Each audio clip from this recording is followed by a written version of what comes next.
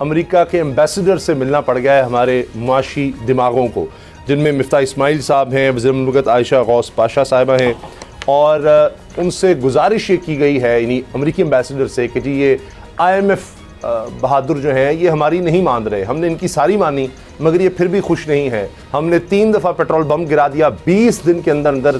पाकिस्तान और शायद दुनिया की तारीख में हमने नया कारनामा किया। बांग्लादेश के पास 76 अरब डॉलर हैं, इंडिया के पास 400 अरब डॉलर हैं। 600 आप जो डिफॉल्ट करने जा रहे हैं, 1 अरब डॉलर का सवाल है बाबा। मोहतरम जनाब, इंटरनेशनल मॉनेटरी फंड IMF साहेब, मेहरबानी कीजिए, अता कीजिए, 1 अरब डॉलर का सवाल है। इन दोस्तों, मैं महेंद्र शर्मा स्वागत करता हूं वन वर्ल्ड हिंदी में आपका। उम्मीद करता हूं आप खुश और स्वस्थ है। दोस्तों जैसा कि आपको पता है, पाकिस्तान की इकोनॉमी हमेशा से अमेरिका पे डिपेंड रही है और अमेरिका की भीख पे डिपेंड रही है। तो कहीं ना कहीं आज ये पाकिस्तानी अब अमेरिका के आगे गिड़गिड़ाने लगे हैं कि हमने IMF की सभी शर्तें मानी है। उन शर्तों को मनवाने के बाद भी पाकिस्तान को IMF लोन रिलीज नहीं कर रहा है। तो आज ये घुटनों के बल पे आ गए और अमेरिका के आगे लेट चुके हैं और बोल रहे हैं कि आप IMF को बोलो कि हमें लोन रिलीज करे ताकि हमारी इकोनॉमी कुछ स्टेबल हो सके, क्योंकि ये हालात हमारे डिफॉल्ट पे जा चुके हैं। सिर्फ 1 अरब डॉलर की बात है। तो कहीं ना कहीं आज कैसे बांग्लादेश और भारत के फॉरेन रिजर्व देख के पाकिस्तानी हक्के बक्के रह गए हैं और बोल रहे हैं कि हमारे से तो बांग्लादेश भी बहुत अच्छा है, जिसके पास 86 अरब डॉलर के आसपास फॉरेन रिजर्व है, जबकि पाकिस्तान के पास 1 अरब डॉलर भी अल्लाह के नाम पे हमें मांगने पड़ रहे हैं IMF से और अमेरिका के आगे गिड़गिड़ाना पड़ रहा है। तो कहीं ना कहीं आज पाकिस्तान की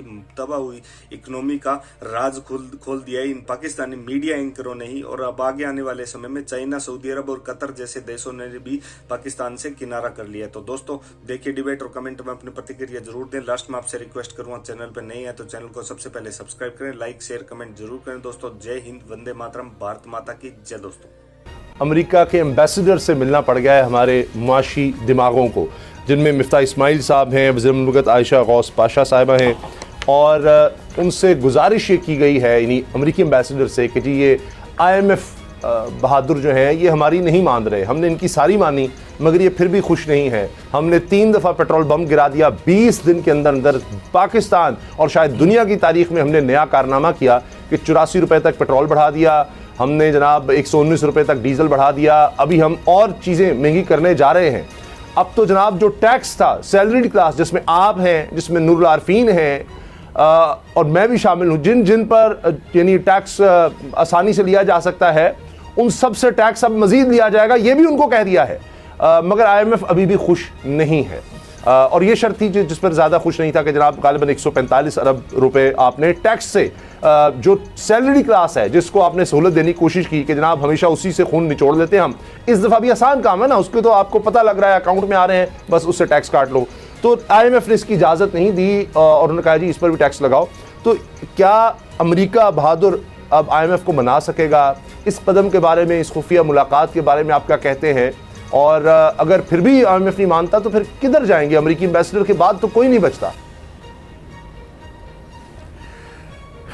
जब आप कर्ज की मै पीते थे तो आपको पता नहीं था, कर्ज की पीते थे मै और समझते थे कि हाँ रंग लाएगी हमारी फाका मस्ती एक दिन। तो ये तो हमारी फाका मस्ती रंग ला रही है ना। हमने अपने आप को आदी किया और आज से थोड़ी आदी किया है। हम पहले दिन से, अमेरिका ने मीर लायक अली को कहा था कि हम आपको कुछ नहीं दे सकते, आप इमदाद लेने आए हैं, इतना दौरा करके हम आपको कुछ पंखे दे देते हैं, आप स्कूलों में जाकर लगाइएगा। ये आपके पहले जो यहाँ से गए थे मैं और समझते थे कि हाँ रंग लाएगी हमारी फाका मस्ती एक दिन। तो ये तो हमारी फाका मस्ती रंग ला रही है ना। हमने अपने आप को आदी किया और आज से थोड़ी आदी किया है। हम पहले दिन से, अमेरिका ने मीर लायक अली को कहा था कि हम आपको कुछ नहीं दे सकते, आप इमदाद लेने आए हैं, इतना दौरा करके हम आपको कुछ पंखे दे देते हैं, आप स्कूलों में जाकर लगाइएगा। ये आपके पहले जो यहाँ से गए थे उनको जाकर, आपके जो पहला वफ्द गया था पाकिस्तान का, कायदे आज़म की ज़िंदगी में गया था, उसको अमेरिका ने ये कहा था। फिर अमेरिका ने आपको उस वक्त इमदाद पर आमादगी ज़ाहिर की जब आपने अपने असासे बेचने पर आमादगी ज़ाहिर की थी। आपने अपने 3 दरिया ब्याज, सतलुज और रावी बेच दिए थे। बेचे थे, तब आपके लिए उन्होंने कहा था कि जी आए हम आपको इमदाद देते हैं। और उसकी वजह से अब आप क़यामत के सूरा का मनाज़र आपके सामने आने वाले हैं, जब आपके पास पानी नहीं है और आपके पास अब जो है आपकी फसलें जो हैं रबी और खरीफ की दोनों ख़राब हो रही हैं। अल्लाह। अमेरिका से आपने हज़ारहा मुआहदे और समझौते किए और आपने हज़ारहा उनसे मराहत हासिल की, लेकिन इनफरादी थी, शख्सी थी और अफराद की थी। अब आप लिस्टें निकालें ना, डीक्लासीफाई करें। आपके अंदर हिम्मत है, मेरे अंदर हिम्मत है। इस रियासत में कौन है, इस ममलिकत में कौन है जो हिम्मत करे कि CIA के पेरोल पर पाकिस्तान की कौन सी शख्सियात थी? लिस्टें छपी हुई हैं भाई, डीक्लासीफाइड हो चुके हैं।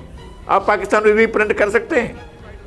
आप ले सकते हैं उन लोगों के नाम जो आज से 50 साल पहले फौत हो चुके हैं, उनके नाम ले सकते हैं आप, जो 55 साल पहले फौत हो चुके हैं और पाकिस्तान की कीमत ये वसूल करते थे कि आला तरीन ओहदों पर होते हुए अमेरिका से तनख्वाह लेते थे। आप उनके नाम ले सकते हैं।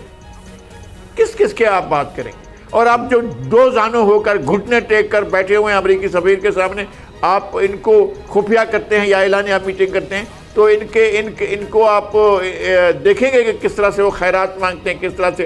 भाई कौमी गैरत है नहीं ना, आप कौमी फैसले करते हैं क्या? कौन होता है जो अपना सीना ठोंक कर गए कि हाँ मैंने कौमी फैसले किए? हजरत इमरान खान ने भी 1001 समझौते किए, नवाज शरीफ ने किए, आसिफ अली जरदारी ने किए, इससे पहले की हुकूमतों ने किए। और वो अमेरिका से समझौते करते करते करते और IMF के आगे झोली फैलाते फैलाते और अपने कर्जे को रेशेड्यूलिंग करते करते अब पाकिस्तान को इस मुकाम पर लेकर आए हैं। अब आपके सामने बका का सवाल है, तारीखी बका, जुग्राफियाई बका, सियासी बका, खुद मुख्तारी की बका, आपकी मुआशी बका, आपकी हर चीज़ इस वक्त स्टेक पर है, दाव पर लगी हुई है और आपकी अपनी बका दाव पर लगी हुई है। हम अब भी तमाशा देख रहे हैं और इधर के लोग उधर गोलियां चला रहे हैं, उधर के लोग उधर गोलियां चला रहे हैं और एक दूसरे के मद्दे मुकाबल लेकर ड्रिल खेलने के इंतजार में है कि पहले गोली कौन मारेगा और पहले कौन मरेगा और पहले कौन अपने आप को वो कुर्बान करेगा। इस मुल्क के लिए मैं पिछले कई अरसे से कह रहा हूँ कि खुदा के वास्ते पाकिस्तान की तरफ देखो, अपनी अपनी ज़ात पर, अपनी सियासत पर, अपने ओहदों, अपने मनसब, अपनी तरफ नहीं देखो, इस मुल्क की तरफ देखो और कोई नहीं देख रहा है। अच्छा, हमारे पास अल्लाह ना करे कि कभी सदमात हूँ, लेकिन हमें सदमात नजर आ रहे हैं। अमेरिका के बाद जाकर झोली फैलाएं, आप अपनी कौम के आगे, अपने वसाइल के आगे, अपने आप का जो हुस्न है उसके आगे झोली फैलाएं। आप अपने आप को कुछ नहीं करते हैं, आप जाकर झोली फैला कर बैठ जाते हैं। $1 अरब का सवाल है बाबा। बांग्लादेश के पास $76 अरब हैं, इंडिया के पास $400 अरब हैं, 600। आप जो डिफॉल्ट करने जा रहे हैं, $1 अरब का सवाल है बाबा।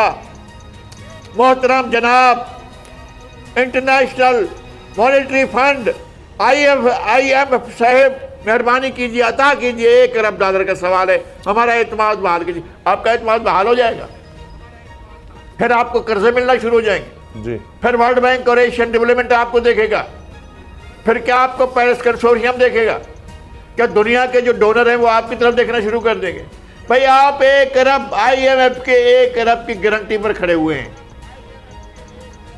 आपको पता है कि कितने $ट्रिलियन अमेरिका के तमस्सकात, बॉन्ड्स चीन की टैक्स चक्कर में खजाने में पड़े हुए हैं और कितना बड़ा मकरूज है अमेरिका खुद चीन का जी। आपको तो चीन ने भी कहा है पहले IMF के पास जाकर हो आइए, फिर हमारे पास भी आ जाइए। यहाँ तो आपकी ये सूरत हाल है। बात दुरुस्त है। अब अजीब कहानी है कि हम $1 अरब की लगारी, सबने बड़े खूबसूरत तरीके से सारी बात बताई और उस $1 अरब लेकर ये कि जी हमें अब कर्ज बाकियों से मिल जाएगा। इमरान खान भी यही कहते थे कि मुझे सबसे ज़्यादा शर्म तब आई कि जी दोस्त ममालिक पर जाकर मैं इस तरह से मांग रहा हूँ पैसे। और ये शहबाज शरीफ साहब ने भी कोशिश की, सऊदी अरब भी गए, UAE भी गए, तुर्की भी गए, दीगर जगहों पर भी गए, चीन भी जाना चाहते थे, लेकिन वो बात नहीं बनी। उन्होंने कहा पहले IMF के प्रोग्राम में आओ, फिर हम तुम्हें